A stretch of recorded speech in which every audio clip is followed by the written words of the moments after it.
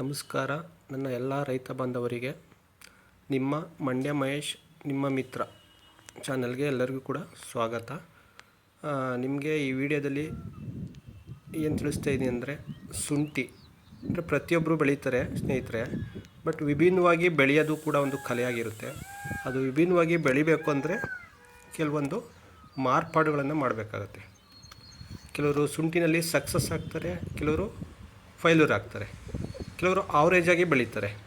ಹೇಗೆ ಸಕ್ಸಸ್ ಆಗ್ತಾರೆ ಅಂದರೆ, ಕೆಲವೊಂದು ಸ್ಟಾರ್ಟಿಂಗಿಂದ ಕೊನೆವರೆಗೆ ಕೆಲವೊಂದು ಬದಲಾವಣೆಗಳು ಮಾಡ್ಕೊತಾರೆ.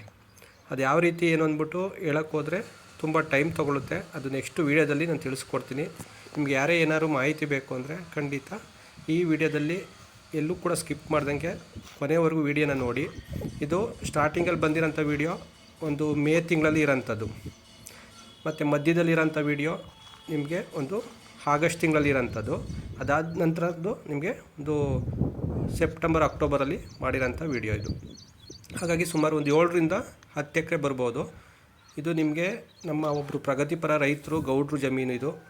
ಹಾಗಾಗಿ ಇದು ಫುಲ್ಲು ಹೋದ ವರ್ಷ ಫುಲ್ ಕೊನೆಯಿಂದ ಸ್ಟಾರ್ಟಿಂಗಿಂದ ಕೊನೆವರೆಗೂ ಕೂಡ ಎಲ್ಲ ಕೂಡ ಒಂದು ಮಾಹಿತಿಗಳನ್ನ ಕೊಟ್ವಿ.